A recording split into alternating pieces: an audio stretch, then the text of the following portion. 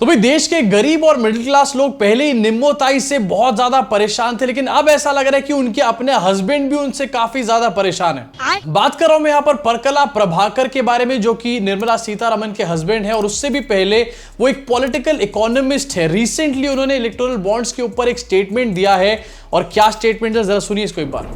I think because of the electoral bond issue, the fight is going to be between the BJP and the people of India, not necessarily between BJP and another political party or BJP-led alliance and another alliance. It's not that. So therefore, I think the electoral bond issue will gain even much more momentum, more than what it is already today, and it has already spun out of the control of the BJP and the BJP government. It is now reaching very fast to the common person, and everybody now is slowly understanding that this is not only the biggest scam in India, but this is the biggest scam in the world. अब mister Prabhakar का यहां पर यह कहना है कि electoral bonds की जो लड़ाई है वो बीजेपी और अपोजिशन पार्टीज की नहीं, बल्कि बीजेपी और पब्लिक के बीच में लड़ाई है, देश की जनता के बीच में लड़ाई है। अब देखो, बात तो परकला प्रभाकर जी ने बिल्कुल सही तरीके से बोली है और बिल्कुल सही बात उन्होंने बोली है, लेकिन कहीं ऐसा ना हो प्रभाकर जी कि इस सही बात को बोलने के चक्कर में आपका प्याज और लहसुन भी बंद हो जाए घर में। खैर, अब देखने वाली बात यहां पर है कि बीजेपी इसका क्या रिस्पांस देगी, खासतौर से निर्मला सीतारमण इसका क्या रिस्पांस देंगी। थोड़े दिन पहले निर्मला सीतारमण का इलेक्टोरल बॉन्ड्स के ऊपर एक स्टेटमेंट आया था, जहां पर उन्होंने कहा था कि did I make any sense, और उन्होंने एक्चुअली कोई भी सेंस नहीं बनाई थी वहां पर बात की। चलो, उन्होंने तो सेंस नहीं बनाई, लेकिन उनके हस्बैंड ने तो यहां पर किसी बात की सेंस बनाई। बात तो सही है। इसी के साथ आगे बढ़ना चाहता हूं और बात करना चाहता हूं अरविंद केजरीवाल के बारे में। थोड़े दिन पहले हमने देखा था कि जर्मनी अरविंद केजरीवाल के अरेस्ट के ऊपर वोकल हुई थी, और उन्होंने ये कहा था कि भाई एक अनबायस्ड और फेयर इन्वेस्टिगेशन इस पूरे मैटर की होनी चाहिए, और इसको लेकर के इंडिया बहुत ज्यादा नाराज हुआ था। अब उसी तरीके से एक और यहां पर केस सामने आया, अपनी स्क्रीन पर देखिए। We encourage a fair, transparent and timely legal process for CM Kejriwal.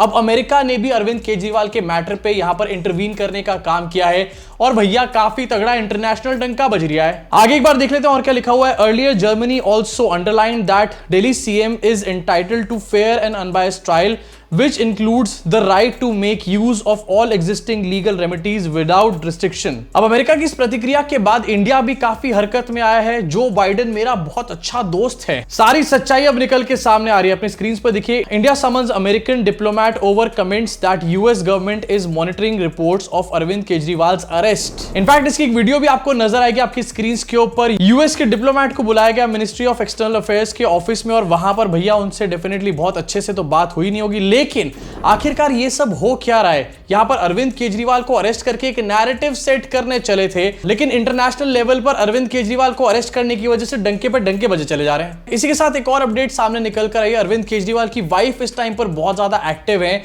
और उन्होंने एक तरीके से सारी बागडोर इस टाइम पर संभाल रखी है। रिसेंटली वो अरविंद केजरीवाल से जेल में मुलाकात करके आई, और एक बहुत बड़ा खुलासा उन्होंने यहां पर किया है। Arvind Kejriwal wife's big claim, Arvind Kejriwal will reveal in court tomorrow where the money of the so called liquor scam is, says his wife Sunita. मतलब बहुत बड़ा खुलासा कल अरविंद केजरीवाल करने वाले हैं कि ये जो लिकर स्कैम का मनी है आखिरकार वो इस टाइम पर कहां है। ये सुनने के बाद चाय वाले चीचा को 2 कप चाय पीनी पड़ गई होगी अपनी टेंशन और स्ट्रेस को और कम करने के लिए। इनफैक्ट चाय वाले चीचा ने यहां पर सोचा था कि केजरीवाल को अरेस्ट करके मास्टर स्ट्रोक मार दूंगा, सारे के सारे लोग सोचेंगे केजरीवाल करप्ट है पूरी तरीके से, लेकिन ये पूरा का पूरा स्टेप जो है ये बैकफायर करता हुआ नजर आ रहा है। दिल्ली में अगर बात करी जाए गरीब जनता के बारे में, तो वो इस टाइम पर इस बात को लेकर चिंतित है कि कहीं उनकी जो इलेक्ट्रिसिटी थी जो उनको मिलती थी फ्री में, या फिर उनको जो अमेनिटीज थी इतनी सारी जो मिल रही थी, वो कहीं बंद ना हो जाए मोदी जी के स्टेप के बाद। अब ऐसे में चाहे जनता अपने ही बेनिफिट्स यहां पर देख रही हो, लेकिन आने वाले इलेक्शन में दिल्ली के अंदर जनता किसको वोट करेगी ये भी एक तरफ से देखने को मिल रहा है। अब आगे चल के बात करना चाहता हूं अरविंद केजरीवाल की पार्टी के लोगों के बारे में। ये लोग काफी ज्यादा इस टाइम पर एक्टिवेट हो चुके हैं। इनफैक्ट सिर्फ आम आदमी पार्टी के लोग नहीं, बल्कि जितने भी इंडिया अलायंस की पार्टीज हैं, सारे के सारे पार्टीज के जो वर्कर्स हैं वो अरविंद केजरीवाल के लिए प्रोटेस्ट कर रहे हैं दिल्ली की सड़कों के ऊपर। आपको दिखाना चाहूंगा। और इसी प्रोटेस्ट के बीच में से एक तस्वीर काफी कल ट्रेंड भी कर रही थी, जहां पर दिल्ली के एडिशनल डीसीपी आपको नजर आएंगे। इन्होंने एक फोटो जर्नलिस्ट का गला पकड़ा हुआ है। भाई गले से दबाया जा रहा है फोटो जर्नलिस्ट को। पहले उनका मुंह बंद किया जाता है, उसके बाद उनका गला दबाया जाता है। मतलब आने वाले टाइम में क्या ही देखने को मिलेगा, यहां पर से सारा क्लियर हो रहा है। अब इसको लेकर के मीडिया वाले जो है फाइनली वो यूनाइटेड नजर आए हैं। भैया गोदी मीडिया के लोग हों चाहे किसी भी मीडिया के लोग हों, अपने स्क्रीन पर देखिए, journalist roughed up but police deny misbehaviour.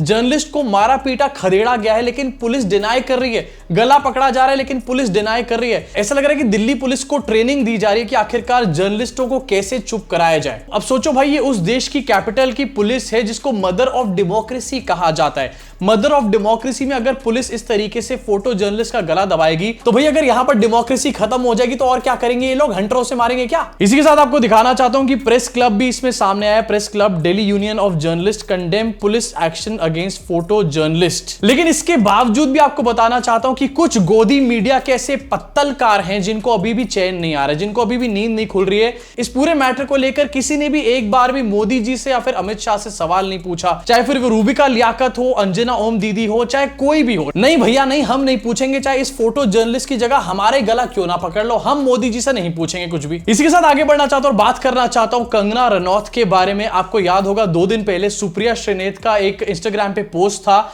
और उसको लेकर के काफी बखेड़ा खड़ा हुआ था। कंगना रनौत ने एक कार्ड खेला था और कहा था कि किस तरीके से महिलाओं की बेइज्जती कर रही है कांग्रेस यहां पर, और कांग्रेस का चेहरा जो है एक्सपोज हो चुका है। और कंगना के साथ साथ बीजेपी के लोग भी इसी बात पे गला फाड़ रहे थे। लेकिन अब वही बीजेपी के लोग जो है हिपोक्रेसी सामने आ चुकी है। आपको दिखाना चाहता हूं आपकी स्क्रीन के ऊपर, दिलीप घोष जो है बीजेपी के बंगाल के एक बड़े नेता हैं, उन्होंने ममता बनर्जी के ऊपर क्या घटिया स्टेटमेंट दिया है, अपने स्क्रीन पर इसको देखो। उन्होंने कहा है कि जब ममता बनर्जी गोवा जाती है तो गोवा की बेटी अपने आप को बताने लग जाती है, जब वही ममता बनर्जी त्रिपुरा जाती है तो अपने आप को त्रिपुरा की बेटी बताने लग जाती है। तो ममता बनर्जी को डिसाइड कर लेना चाहिए कि एक्चुअली में उनका बाप कौन है। इतना घटिया अपने आप में बयान है। लेकिन अभी 2 दिन पहले तक किस तरीके से स्मृति ईरानी को महिला सम्मान की पड़ी थी, एनसीडब्ल्यू को महिला सम्मान की पड़ी थी, मोदी के परिवार के जितने भी लोग हैं, बीजेपी के जितने भी लोग हैं, महिला सम्मान को लेकर कितने ज्यादा चिंतित थे कंगना रनौत के मैटर के ऊपर। लेकिन वही सारे लोग इस टाइम पर किसी चूहे के बिल में घुस गए हैं, ऐसा लग रहा है। और फिर उसके बाद यही लोग बोलेंगे कि देखो देखो ये जो यूट्यूबर्स हैं कितने ज्यादा दोगले हैं, कितने ज्यादा हिपोक्रेट हैं। भाई ये जो अनबायस्ड न्यूज दिखाने वाले यूट्यूबर्स है ना, ये हिपोक्रेट नहीं है। हमने तो सुप्रिया श्रीनेत को भी कॉल आउट किया था जब उन्होंने पोस्ट किया था इंस्टाग्राम पे, और हम लोग आज दिलीप घोष को भी कॉल आउट करेंगे, क्योंकि जो चीज गलत है सो गलत है, चाहे वो राइट विंग करे, लेफ्ट विंग करे या कोई सा भी विंग करे। हमारा सही और गलत जो है वो एडवर्टीजमेंट्स डिसाइड नहीं करते, बल्कि मॉरल्स डिसाइड करते हैं। इसी के साथ आगे बढ़ना चाहूंगा और एक और अपडेट आपसे शेयर करना चाहूंगा। सोनम वांगचुक जो कि काफी दिन से एक आमरण अनशन पे बैठे हुए थे, उन्होंने अपने फास्ट को एंड कर दिया, क्योंकि सोनम वांगचुक को भी समझ में आ गया था कि मोदी जी के कान पे घंटा जू रहेंगे। भाई सैकड़ों किसानों की मौत हो गई दिल्ली के बॉर्डर के ऊपर, उस टाइम पर मोदी जी कुछ नहीं बोले, तो एक सोनम वांगचुक से क्या ही फर्क पड़ जाएगा। अपने स्क्रीन पर इसको भी देख लो। Fight will go on, Sonam Wangchuk ends 21 day fast over Ladakh demands. कोई भी डिमांड पूरी नहीं करी गई, बल्कि ये कोई उनकी डिमांड नहीं थी, ये बीजेपी के अपने वादे थे। बीजेपी के अपने वादों को पूरा कराने के लिए लोगों को आमरण अनशन पे बैठना पड़ रहा है। इसी के साथ आगे बढ़ना चाहूंगा और दिखाना चाहूंगा कि बीजेपी का एक और घटियापन सामने निकल कर आया है। इलेक्शन का सीजन है और यहां पर एक के बाद एक एड्स भी सामने निकल कर आ रही है। तो बीजेपी का ऐसे में एक रीसेंट एड सामने आया है, जहां पर दिखाया गया कि एक अरेंज मैरिज का सेटअप है और एक लड़की को देखने लड़के वाले आए हुए हैं, और जो लड़के वाले हैं वो अपोजिशन पार्टीज हैं, जो कि आपस में डिसाइड नहीं कर पा रहे कि एक्चुअली में दूल्हा कौन बनेगा। सबकी आपस में एक दूसरे से लड़ाई हो रही। क्यों? अब नहीं हो रहा यहां पर महिला का सम्मान खराब। लेकिन भाई उससे भी बड़ी बात यहां पर निकलकर ये आती है कि वो इंसान जो शादी करने के कुछ ही दिनों बाद पत्नी को छोड़ के भाग गया था, उसकी प्रमोशन के लिए यहां पर शादी के एडवर्टीजमेंट्स दिखाए जा रहे हैं, शादी की सेटिंग को यूज किया जा रहा है उनको प्रमोट करने के लिए। आपकी बात टाल तो पाल। इसी के साथ आगे बढ़ना चाहूंगा, एक और इंटरेस्टिंग न्यूज आपको दिखाना चाहता हूं अपनी स्क्रीन पर देखिए। हरियाणा में बीजेपी को अपनों से ज्यादा कांग्रेसियों पे भरोसा है। भाई चल क्या रहा है पार्टी के अंदर, मुझे समझ में नहीं आ रहा। स्क्रीन पर फिर से देखो इस न्यूज को। हरियाणा में बीजेपी ने लोकसभा सीटों के अपने कैंडिडेट्स का नाम यहां पर ऐलान किया उनका, और 10 नाम जो ऐलान किए जिनका, इन 10 में से 6 उम्मीदवारों का बैकग्राउंड जो है कांग्रेस से जुड़ा हुआ है। इनफैक्ट यहां पर यह भी बताया गया कि नवीन जिंदल और रंजीत चौटाला को तो पार्टी ज्वाइन करने के घंटे भर में ही टिकट दे दिया गया है। मतलब वो बेचारे कार्यकर्ता जो सालों से अपनी घिसवा रहे थे उनको साइडलाइन कर दिया, और जिनको पहले करप्ट कहते थे उनको अपनी पार्टी में लाके वॉशिंग मशीन में धोके 1 घंटे के अंदर टिकट देकर बाहर निकाल दिया। करप्शन फ्री हो चुका है सब कुछ। भाई कैसे लोग हैं, इनको शर्म नहीं आती एक सेकंड के लिए भी? जिन लोगों को गालियां देते हैं, कहते हैं कि ये करप्ट है वो करप्ट है, उन्हीं को अपनी पार्टी में लेकर 1 घंटे के अंदर टिकट दे देते हैं। आज ये कह रहे हैं कि मनीष सिसोदिया, अरविंद केजरीवाल करप्ट है, बहुत ज्यादा करप्ट है। लेकिन कल को यही मनीष सिसोदिया और अरविंद केजरीवाल इनकी पार्टी में अगर आ गए तो इनके पैर को धोके उस पानी को पीने का काम करेंगे और बोलेंगे इनसे ज्यादा साफ सुथरा कोई नहीं हो सकता, मोदी जी भी नहीं है इनसे साफ सुथरे। अब आपका क्या रिएक्शन इस खबर के ऊपर, इनफैक्ट इन सारी खबरों के ऊपर? निर्मला ताई के हस्बैंड के ऊपर आपका क्या रिएक्शन है? नीचे कमेंट सेक्शन में कमेंट करके जरूर बताना। मैं आपसे मुलाकात करूंगा इस चैनल के अगले वीडियो में।